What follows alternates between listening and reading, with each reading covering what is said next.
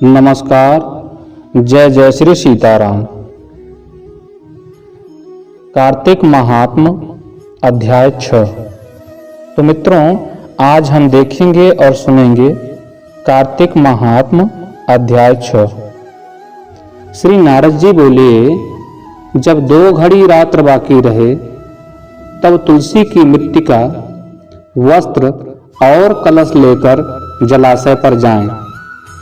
कार्तिक में जहाँ कहीं भी प्रत्येक जलाशय के जल में स्नान करना चाहिए।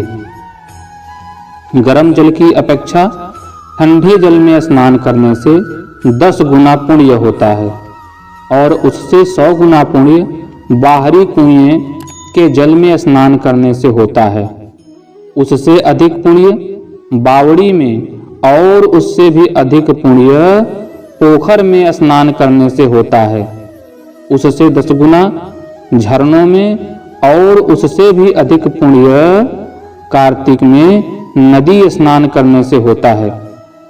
उससे भी 10 गुना पुण्य वहाँ होता है जहाँ 2 नदियों का संगम हो, और यदि कहीं 3 नदियों का संगम हो तब तो पुण्य की कोई सीमा ही नहीं। स्नान से पहले भगवान का ध्यान करके स्नानार्थ संकल्प करना चाहिए। फिर तीर्थ में उपस्थित देवताओं को क्रमशः अर्घ्य, आचमनीय आदि देना चाहिए। अर्घ्य का मंत्र इस प्रकार से है। हे कमलनाथ, आपको नमस्कार है। हे जलसाई भगवान, आपको प्रणाम है। हे ऋषिकेश, आपको नमस्कार है। मेरे दिए गए अर्घ्य को आप ग्रहण करें। वैकुंठ, प्रयाग तथा बद्रिकाश्रम में जहाँ कहीं भगवान विष्णु गए वहाँ उन्होंने 3 प्रकार से अपना पांव रखा था। वहाँ पर ऋषि वेद यज्ञों सहित सभी देवता मेरी रक्षा करते रहें। हे जनार्दन, हे दामोदर, हे देवेश, आपको प्रसन्न करने हेतु मैं कार्तिक मास में विधि विधान से ब्रह्म मुहूर्त में स्नान कर रहा हूँ। आपकी कृपा से मेरे सभी पापों का नाश हो। हे प्रभु, कार्तिक मास में व्रत तथा विधि पूर्वक स्नान करने वाला मैं अर्घ्य देता हूँ। आप राधिका सहित ग्रहण करें। हे कृष्ण, हे बलशाली राक्षसों का संहार करने वाले भगवान, हे पापों का नाश करने वाले, कार्तिक मास में प्रतिदिन दिए हुए मेरे इस अर्घ्य द्वारा कार्तिक स्नान का व्रत करने वाला फल मुझे प्राप्त हो। तत्पश्चात विष्णु, शिव तथा सूर्य का ध्यान करके जल में प्रवेश कर नाभि के बराबर जल में खड़े होकर विधि पूर्वक स्नान करना चाहिए। गृहस्थी को तिल और आंवले का चूर्ण लगाकर तथा विधवा स्त्री या यति को तुलसी की जड़ की मिट्टी लगाकर स्नान करना चाहिए। सप्तमी, अमावस्या, नवमी, त्रयोदशी, द्वितीया, दशमी आदि तिथियों को आंवला तथा तिल से स्नान करना वर्जित है। स्नान करते हुए निम्न शब्दों का उच्चारण करना चाहिए।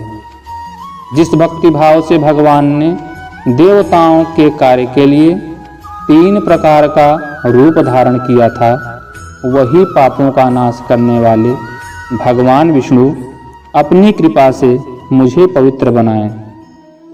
जो अमनुष्य भगवान विष्णु की आज्ञा से कार्तिक व्रत करता है, उसकी इंद्र आदि सभी देवता रक्षा करते हैं। इसलिए वह मुझको पवित्र करें। बीजों, रहस्यों तथा यज्ञों सहित वेदों के मंत्र, कश्यप आदि ऋषि, इंद्र आदि देवता मुझे पवित्र करें। अदिति आदि सभी नारियां, यज्ञ, सिद्ध, सर्प और समस्त औषधियां एवं तीनों लोक के पहाड़ मुझे पवित्र करें। इस प्रकार कहकर स्नान करने के बाद मनुष्य को हाथ में पवित्री धारण करके देवता, ऋषि, मनुष्यों तथा पितरों का विधि पूर्वक तर्पण करना चाहिए। तर्पण करते समय तर्पण में जितने तिल रहते हैं उतने वर्ष पर्यंत व्रती के पितृगण स्वर्ग में वास करते हैं। उसके बाद व्रती को जल से निकलकर शुद्ध वस्त्र धारण करने चाहिए। सभी तीर्थों के सारे कार्यों से निवृत्त होकर पुनः भगवान विष्णु का पूजन करना चाहिए। सभी तीर्थों के सारे देवताओं का स्मरण करके भक्ति पूर्वक सावधान होकर चंदन, फूल और फलों के साथ भगवान विष्णु को फिर से अर्घ देना चाहिए। अर्घ के मंत्र का अर्थ इस प्रकार से है।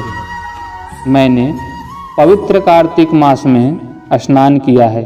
हे विष्णु, राधा के साथ आप मेरे दिए अर्घ को ग्रहण करें। तत्पश्चात चंदन, फूल और तांबूल आदि से वेद पाठी ब्राह्मणों का श्रद्धापूर्वक पूजन करें और बारंबार नमस्कार करें। ब्राह्मणों के दाएं पांव में तीर्थों का वास होता है, मुंह में वेद और समस्त अंगों में देवताओं का वास होता है। अपने कल्याण की इच्छा रखने वाले मनुष्य को इनका न तो अपमान करना चाहिए और न ही इनका विरोध करना चाहिए। फिर एकाग्रचित्त होकर भगवान विष्णु की प्रिय तुलसी जी की पूजा करनी चाहिए। उनकी परिक्रमा करके उनको प्रणाम करना चाहिए और कहना चाहिए, हे देवी, हे तुलसी, देवताओं ने ही प्राचीन काल से तुम्हारा निर्माण किया है और ऋषियों ने तुम्हारी पूजा की है। हे विष्णु प्रिया तुलसी, आपको नमस्कार है। आप मेरे समस्त पापों को नष्ट करो। इस प्रकार जो मनुष्य भक्तिपूर्वक कार्तिक व्रत का अनुष्ठान करते हैं वे संसार के सुखों का भोग करते हुए अंत में मोक्ष को प्राप्त करते हैं। तो मित्रों, इस प्रकार कार्तिक महात्म अध्याय 6 की कथा आप अभी सुन रहे थे।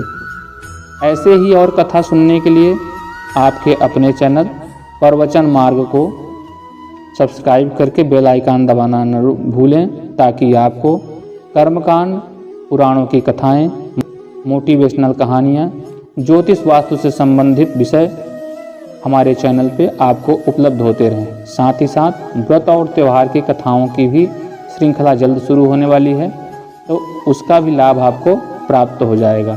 अगर आपको यह कथा रुचिकर लगी हो, कर्णप्रिय लगी हो, तो अपनी राय कमेंट बॉक्स में ज़रूर दीजिए और हाँ, लाइक करना नहीं भूलिएगा और अपने इष्ट मित्रों से साझा करना भी नहीं भूलिएगा। पूरे वीडियो में अंत तक बने रहने के लिए आप सभी का हृदय से धन्यवाद। नमस्कार। जय जय श्री सीताराम।